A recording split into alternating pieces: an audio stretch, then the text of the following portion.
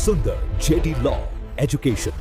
Hello friends, आपने अक्सर देखा होगा कि वाइफ हमेशा दहेज के केसेस कर देती है। वो अपने मतलब जो हस्बैंड होता है उसके ऊपर कर देती है, उसके जो पेरेंट्स होते हैं, उसके जो दूसरे रिलेटिव्स होते हैं, सबके ऊपर केस कर देती है। और उससे हमेशा देखा होगा कि आपने ऑटोमेटिक अरेस्ट हुआ हो जाया करती थी। लेकिन ये जो केस है Arnesh Kumar versus state of Bihar, इस केस ने पूरी काया पलट दी। तो आज हम इस केस के बारे में डिस्कस करेंगे। तो देखिए, केस का जो टाइटल है वो है Arnesh Kumar versus state of Bihar, और ये साल 2014 में डिसाइड हुआ। और डिसाइडिंग जो कोर्ट था वो हमारा सुप्रीम कोर्ट ऑफ इंडिया था।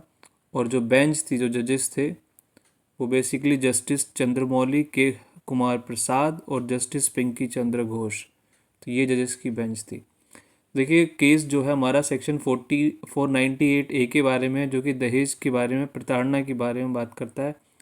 Section 498A of the Indian Penal Code was introduced to protect women from cruelty by their husband or their relatives. It specifically deals with the dowry harassment. तो basically जो section 498A है, अब तो ये IPC change हो गया, लेकिन अभी भी क्योंकि इसका सिग्निफिकेंट काफ़ी है, तो बेसिकली ये जो सेक्शन इंट्रोड्यूस किया गया था, नया सेक्शन लाया गया था कि ताकि जो है, जो औरतों के साथ में गलत चीज़ें होती हैं उनके ससुराल में, उसको प्रोटेक्ट करने के लिए ये सेक्शन लाया गया था। और बेसिकली ये क्या करता है, दहेज से जो प्रताड़ित होती हैं वुमेन, उनको बचाने के लिए ये सेक्शन आया था। देखिए, because this offence is cognizable, police can arrest without a warrant and non bailable, it became a common practice for police to arrest the entire family of the husband immediately after an FIR was lodged, often without any preliminary investigation. तो देखिए, जो section 498A है, ये क्या है, cognizable offence को बताता है, क्योंकि इसमें 7 साल तक की सज़ा है और ये नॉन बेलेबल है, मतलब बेल भी नहीं मिल सकती। तो इसमें क्या हुआ करता था कि पुलिस हमेशा जैसे ही इसकी कोई कंप्लेंट आई वाइफ की तरफ से, तुरंत जो है हस्बैंड की फैमिली को वो अरेस्ट कर लेती थी बिना किसी तरह की कोई जांच पड़ताल किए। तो ये पहले से चलता आ रहा था। लेकिन ये जो केस है, इस केस के अंदर काफ़ी चीज़ें चेंज हुई। तो इसकी जो जजमेंट है, इसके अगर हम एक बार फैक्ट समझते हैं, द एपेलेंट यानी कि अरनेश कुमार जो है, was married to the respondent Savita Dakshak on July 1, 2007। तो अरनेश कुमार ने शादी करी सविता दक्षक से 1 जुलाई 2007 में। Shortly after the marriage, trouble began in their matrimonial life. देखिए, शादी के कुछ ही दिनों के बाद में ये जो है, इनके बीचों में आनावानी जो है, बेसिकली जो है, झगड़े जो है स्टार्ट हो गए।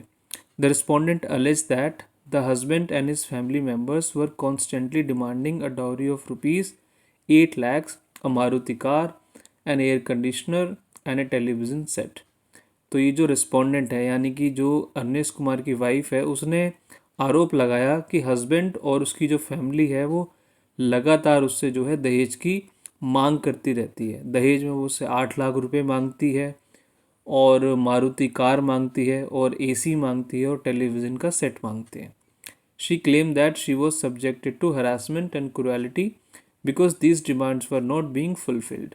तो उसने कहा कि मेरे साथ में क्रुएलिटी हो रही है, मेरे साथ प्रताड़ना हो रही थी, क्योंकि मैं जो है उनकी ये जो डिमांड्स हैं मैं उनको पूरा नहीं कर पा रही हूँ।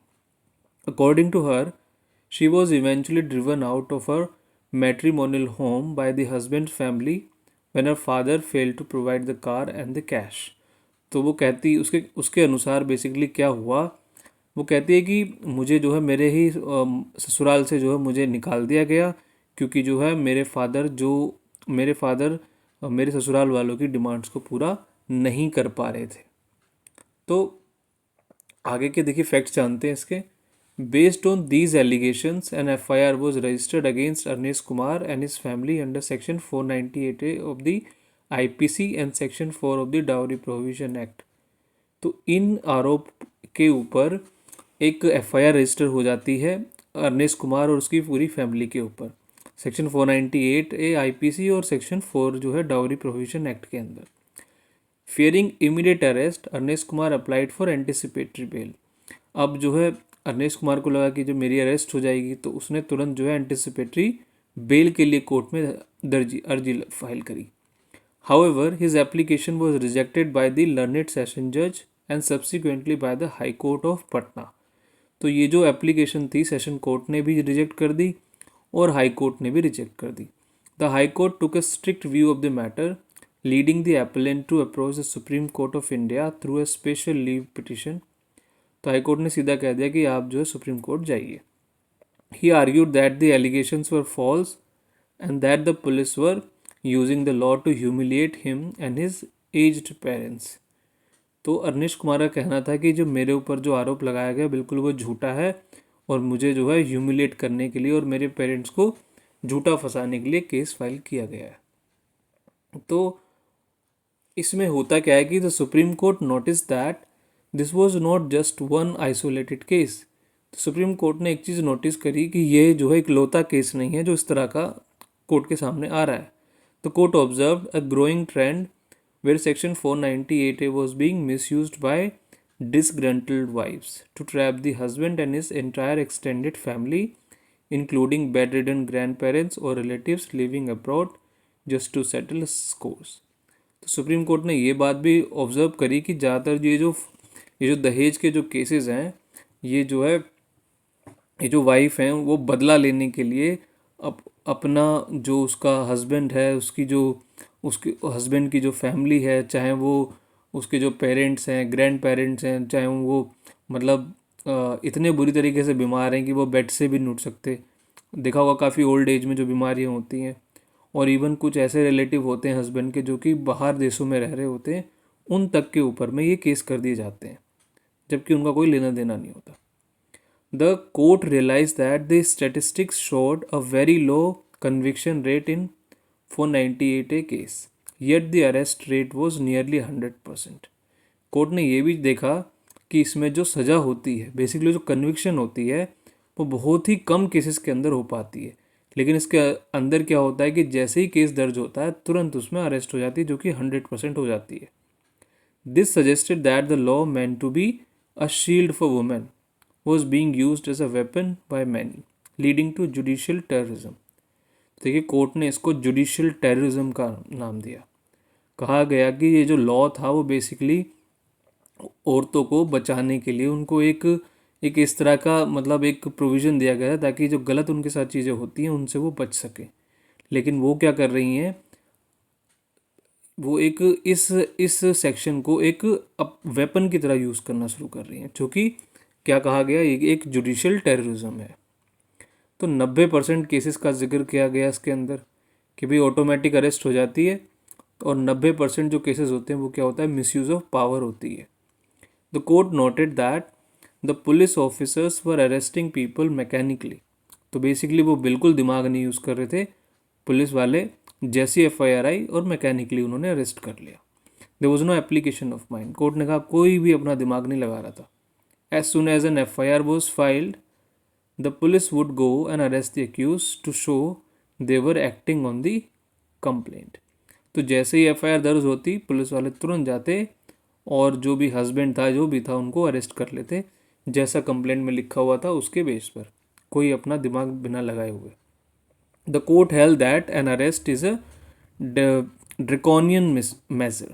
It ruins a person's reputation and liberty forever। तो कोर्ट ने इसको कहा कि देखिए ये जो है कानून बिल्कुल ही मतलब एक एक जो आज के टाइम पे जिस तरह से जो चीज़ें हो रही हैं उसको देखकर देखा जाए तो ये क्या है, ड्रैकोनियन इसको लॉ बताया गया, क्योंकि इसके अंदर क्या है, कोई एप्लीकेशन ऑफ माइंड नहीं है और जिस व्यक्ति के ऊपर हो जाता है। क्योंकि देखिए मियाँ बीबी के झगड़े में हमेशा ऐसा ही होता है कि उनके बैक डोर में क्या हो रहा है, बिहाइंड द डोर्स क्या हो रहा है, किसी को पता नहीं होता क्या सच है क्या नहीं है। लेकिन ऐसे में अगर किसी एक को पावर दे देंगे तो वो क्या होगा, दूसरे के लिए उसकी पूरी रेपुटेशन, उसकी जो रेपुटेशन है वो हमेशा के लिए ख़राब हो जाएगी। Therefore it must not be the first step in every investigation. तो कोर्ट ने कहा कि हर इन्वेस्टिगेशन के अंदर अरेस्ट कर लेना सही नहीं है, क्योंकि एक थोड़ा सा जांच पड़ताल हो जानी चाहिए। 90% बहुत बड़ा नंबर होता है। अब देखिए इसके अंदर इश्यूज़ क्या क्या इन्वॉल्व थे। देखिए whether a police officer can arrest an accuse just because a non bailable offence like section 498 is arrest. तो कोर्ट को किस चीज़ का जवाब देना था कि क्या पुलिस वाले जो एक्यूज़ है उसको अरेस्ट कर लेंगे क्योंकि ये जो सेक्शन है 498 है वो क्या है, नॉन बेलेबल है। और इसमें दूसरा था, what are the mandatory condition that a police officer must satisfied before making an arrest under section 41 of the CRPC। फिर कोर्ट ने कहा कि जो है क्या क्या चीज़ें हैं जो कि सेक्शन 41 है उसकी जो अरेस्ट करने के लिए, तो उनमें क्या क्या चीज़ें जिनको देखना होगा, अगर वो बिल्कुल फुलफिल होती हैं तब वो अरेस्ट कर सकते हैं। तो वो सेक्शन 41 के अंदर क्या क्या कंडीशंस रहेंगी, तो इसका जवाब देना था। What is the duty of a magistrate when an accused is produced before them to further detention. अब जो है मजिस्ट्रेट को क्या करना है, मजिस्ट्रेट की क्या ड्यूटी रहेगी जब एक्यूज को उनके सामने लाया जाएगा, मतलब उसको और भी आगे कस्टडी में रखने के लिए, तो क्या उनकी ड्यूटी रहेगी, उसके बाद उसका भी जवाब कोर्ट को देना था। अब how to balance the right to liberty of the husband's family with the need to investigate dowry harassment. अब ये था कि अब बेसिकली इसमें बैलेंस भी करना था कि एक तरफ जो है जो हस्बैंड की फैमिली है उसकी जो लिबर्टी का सवाल था, ठीक है, और दूसरी तरफ जो है डाउरी हरसमेंट थी उसके बारे में बात थी। तो इन सब चीज़ों का कोर्ट को जवाब देना था। देखिए कोर्ट ने जो है क्या पाया, कहा कि अरेस्ट इज़ नॉट मैंडेटरी। तो कोर्ट ने कहा कि अरेस्ट जो है ज़रूरी नहीं है, लिबर्टी इज़ द रूल। जो आज़ादी है किसी भी इंसान की वो क्या है, वो एक रूल है। The supreme court held that the police should not arrest a person merely because the offence is non bailable and cognizable. Supreme court ने कहा कि किसी भी व्यक्ति को पुलिस ऐसे ही अरेस्ट नहीं कर सकती क्योंकि वो जो अपराध है वो क्या है, नॉन बेलेबल है और बहुत ही सीरियस नेचर का है, कॉग्निजेबल ऑफेंस है। तो ऐसे केसेस में भी आप एकदम से ऑटोमेटिकली अरेस्ट नहीं कर सकते। The power to arrest is one thing but the justification for arrest is quite another. तो कोर्ट ने कहा कि देखिए आपके पास पावर है अरेस्ट करने की, ये तो चीज़ अलग है, लेकिन उसके लिए जो अरेस्ट आप जो कर रहे हैं उसकी जस्टिफिकेशन क्या है, उसकी रीजनिंग क्या है, वो क्या है, वो अपने आप में क्या है, अलग चीज़ है। तो सीधा सीधा आप ऐसे ही बिना दिमाग लगाए उसको अरेस्ट नहीं कर सकते। तो एक्सप्लेनेशन समझते, police must have a reason to believe, जैसे मैंने कहा कि जस्टिफिकेशन होनी चाहिए ना अरेस्ट के लिए, that the person has committed the crime and that the arrest is necessary to prevent them from committing more crimes or tampering with evidence। तो पुलिस अगर अरेस्ट करेगी तो उनके पास रीजंस होने चाहिए कि क्या वो व्यक्ति कोई और क्राइम कर देगा अगर उसको मतलब उसको अरेस्ट ना किया गया तो, और क्या वो जो एविडेंसेस हैं उनके साथ छेड़छाड़ कर सकता है। तो इस तरह की जो चीज़ें होती हैं ये सब चीज़ें मतलब एक जस्टिफिकेशन होनी चाहिए कि अगर ऐसा है कि वो ऐसा कर सकता है कि वो एविडेंस को कुछ गड़बड़ कर देगा, मतलब टेम्परिंग कर देगा उनके साथ में, विक्टिम्स को धमकाएगा, जो विटनेसेस उनको धमकाएगा, अगर ऐसी सब चीज़ें हैं तब तो फिर अरेस्ट करना बनता है, ठीक है। दूसरा कहा कि द मैंडेटरी चेकलिस्ट। तो मैंडेटरी चेकलिस्ट का मतलब हुआ सेक्शन 41 CRPC का कंप्लाइंस करना। उसके अंदर एक लंबी चौड़ी पुलिस वालों को एक लिस्ट दी गई कि भाई किन केसेस के अंदर आप अरेस्ट कर सकते हो। अगर ऐसी ऐसी चीज़ें हैं तो वो एक पूरी लिस्ट होती है, उसको वो बना टिक करते जाते हैं, ठीक है। The court directed that every police officer must be provided with a checklist containing specified सब क्लोज अंडर सेक्शन 41 क्लोज 1 सब क्लोज B और उसका भी सब क्लोज 2 ऑफ द CRPC। तो एक लंबी चौड़ी इनके पास एक लिस्ट होती है जिसमें उनको टिक करना होता है, अगर अरेस्ट बनेगा तो उसमें लिखना होगा। एक्सप्लेनेशन है, the police officer must fill out this checklist and record the reasons in writing that necessitated the arrest. तो पुलिस ऑफिसर्स को ये जो चेकलिस्ट है इसको भरना होगा और उनको अगर अरेस्ट करने का अगर मतलब अरेस्ट करना पड़ रहा है तो उसके लिए उनको रीजंस लिखने होंगे, वो भी लिखित में, कि उन्होंने क्यों ऐसा क्या क्या ज़रूरत पड़ी कि उसको अरेस्ट करना पड़ गया। This checklist must be produce before the magistrate along with the accused. तो जब वो अरेस्ट करेंगे तो ये चेकलिस्ट जो है मजिस्ट्रेट के सामने उनको पेश करनी होगी जब वो एक्यूज को जज साहब के सामने पेश कराएंगे। अब देखिए एक चीज़ कही कोर्ट ने आगे क्या कहा, जुडिशियल स्क्रूटनी। कहा कि जुडिशियल स्क्रूटनी का ज़रूरी है, मतलब कि कोर्ट जो है वो भी अपनी नज़र रखे। Magistrates are not rubber stamps. तो कोर्ट ने ये भी कहा कि वो क्या है, सिर्फ उसमें थप्पा लगाने के लिए नहीं बैठे हैं, जैसा पुलिस ने इन्वेस्टिगेशन कर दी उसके बस उसके हिसाब से चलते रहे, ऐसा नहीं है। When the police bring an arrested person to a magistrate, the magistrate must not authorise further detention mechanically और ऑटोमेटिकली। तो कोर्ट ने कहा कि जब उसके सामने किसी व्यक्ति को अरेस्ट करके लाया जाएगा ऐसे केसेस के अंदर, दहेज वाले केसेस के अंदर, तो मजिस्ट्रेट ऐसा नहीं है कि सिर्फ उसको आगे के लिए डिटेंशन जो होती है उसकी और कस्टडी, मतलब जेल में रहने की जो कस्टडी है उसको और ऐसे ही जो है मैकेनिकली, मतलब बिना दिमाग लगाए उसको बढ़ाता रहे। ऑटोमेटिकली ऐसा काम नहीं करना है। The magistrate must read the police reason. Magistrate को पढ़ना होगा कि भाई क्यों अरेस्ट उसने की है और वो क्यों उसके आगे की कस्टडी मांग रहे हैं। If the magistrate is not satisfied that the arrest was legal or necessary, they must refuse to authorize further detention and must release the accused. अगर मजिस्ट्रेट अगर सेटिस्फाई नहीं होता, उसको लगता है कि जो अरेस्ट है वो सही नहीं है और ज़रूरत भी नहीं है उसको अरेस्ट करके रखने की, तो मजिस्ट्रेट इसको में रिफ्यूज़ कर सकता है उसकी डिटेंशन के लिए और एक्यूज़ को वो छोड़ सकता है। ये जो है बात भी कही। अब देखिए सेक्शन 41A का इसमें निजात होता है जो कि नोटिस इंस्टेड ऑफ अरेस्ट। तो ये ऐसा केस है जिसके अंदर ये कहा गया कि आप जो है उस व्यक्ति को क्या करें, अरेस्ट ना करें, क्या करें, उसको नोटिस दें। In case where arrest is not required as per section 41 criteria, the police must serve a notice of appearance to the accuse under section 41 of the CRPC। तो जब कोर्ट ने कहा कि अगर जो है, अब मान लीजिए भी अरेस्ट यहाँ पे नहीं बनती है, क्योंकि आज के टाइम पे नियरली 100% अब ऐसे केसेस हो गए हैं जिसमें पुलिस अब अरेस्ट नहीं करती है। तो उस टाइम पे लेकिन ये कहा कि अगर भाई देखिए अरेस्ट अगर पुलिस को लगता है नहीं बनती है तो उनको एक नोटिस देना होगा अक्यूज़ को कि वो आए और जो है थाने में आए, मतलब अपना अपना जो पक्ष रखे, बेसिकली इन्वेस्टिगेशन में पार्टिसिपेट करे। तो this notice must be serve within 2 weeks from the date of institution of the case. ये भी कहा गया कि 2 हफ्ते के अंदर अंदर आपको जो है, जो हस्बैंड है उसकी फैमिली को नोटिस देना होगा। जब जो है आपके पास कंप्लेंट आ जाएगी उसके 2 हफ्ते के बाद के अंदर अंदर basically. If the accuse complies with the notice and cooperates with the investigation they should not be arrested. तो कोर्ट ने आगे कहा कि अगर वो हस्बैंड और उसकी फैमिली जो है उस नोटिस के मिलने के बाद में इन्वेस्टिगेशन में पार्टिसिपेट करते हैं, पुलिस को कोऑपरेट करते हैं, तब उनको अरेस्ट करने की ज़रूरत नहीं है। क्योंकि अगर वो अपना मतलब वो अरेस्ट से भाग ही नहीं रहे, मतलब वो इन्वेस्टिगेशन से दूर भागे नहीं, तो कोई दिक्कत की बात नहीं है। आगे कहा कि पनिशमेंट फॉर नॉन कंप्लाइंस।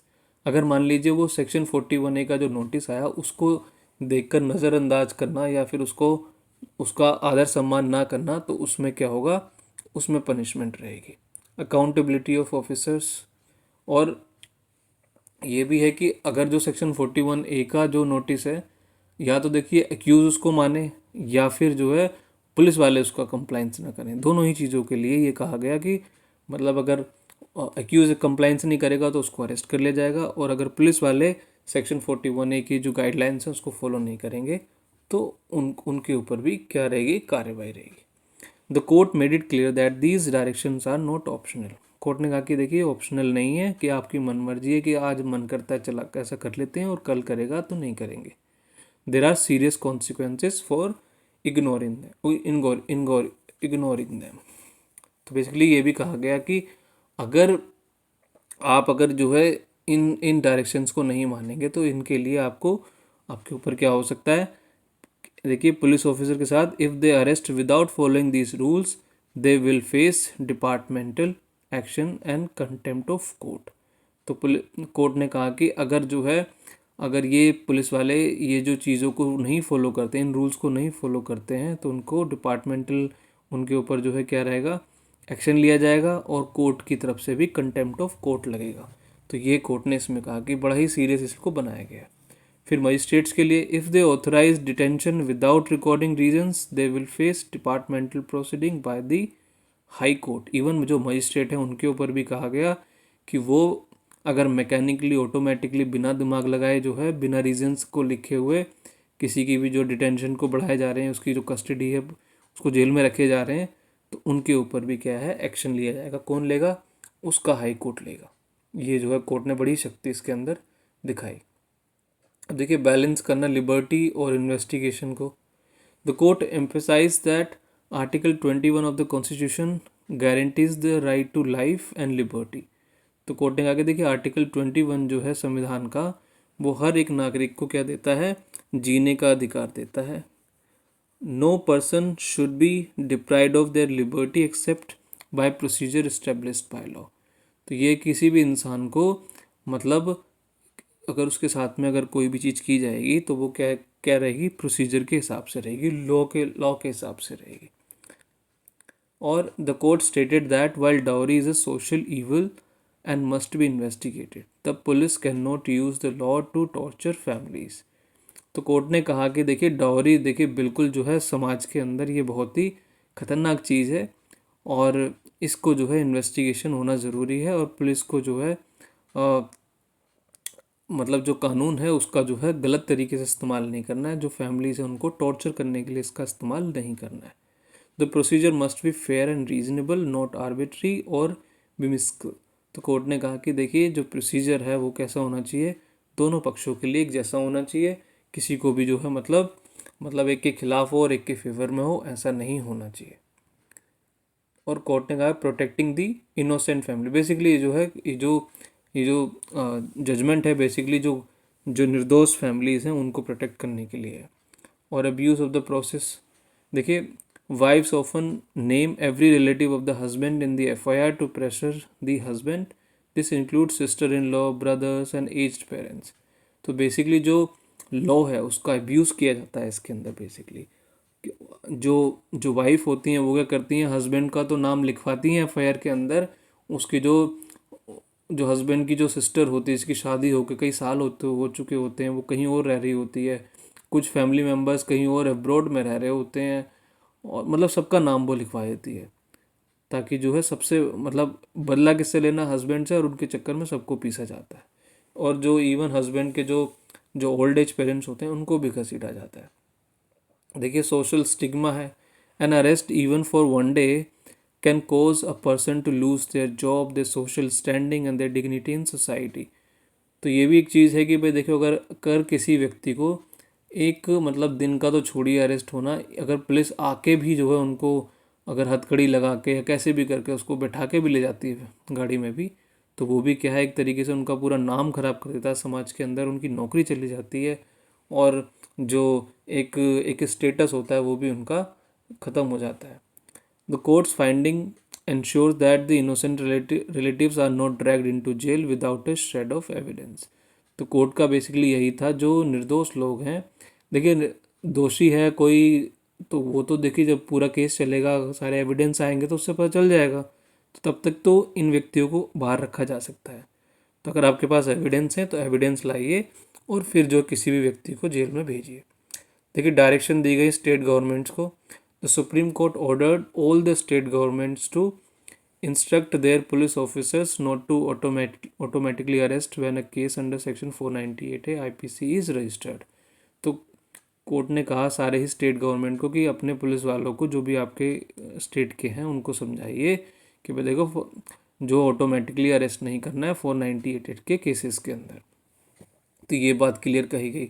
फिर ensure that all police officers are aware of that section 41 CRPC checklist. और ये भी कहा गया गवर्नमेंट को कि आप लोग उनको बताइए कि सारे पुलिस वालों को सेक्शन 41A की जो 41 की जो जो चेकलिस्ट है वो अच्छे से उनको पता होनी चाहिए।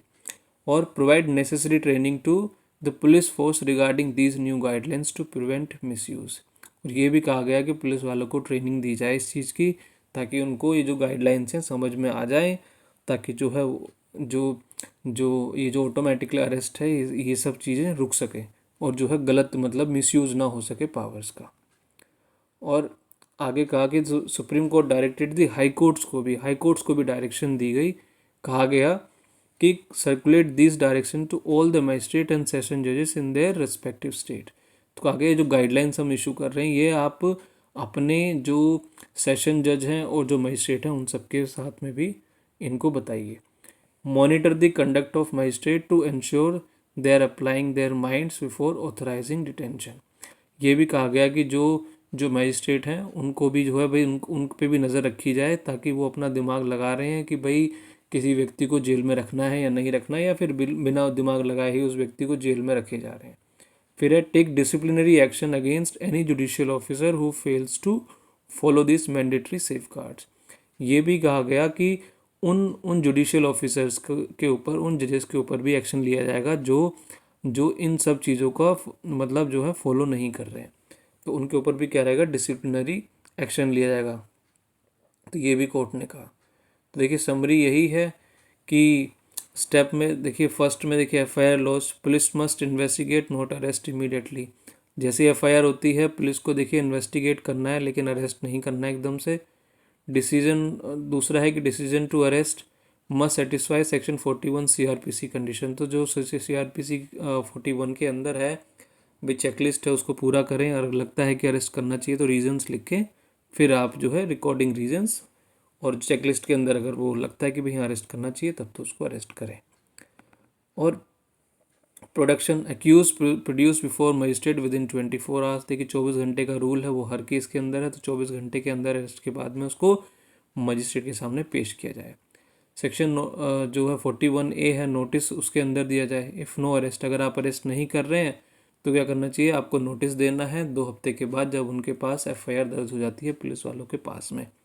डिफ़ॉल्ट, अगर मान लीजिए अगर सेक्शन 41A का जो है डिफ़ॉल्ट होता है, मतलब पुलिस वाले उसको नहीं मतलब नहीं उसको फॉलो करते हैं, तो कंटेम्प्ट ऑफ कोर्ट लगेगा, ठीक है, अगर ऐसा होता है तो। और इवन 41A के नोटिस में अगर जो है जो एक्यूज़ भी अगर जो है नहीं आता है तो उसको देखिए फिर अरेस्ट भी कर लिया जाएगा। ये मैं आपको अलग से बता रहा हूँ। कंक्लूजन बेसिकली ये है कि arrest brings humiliation, curtails freedom and cast scars forever.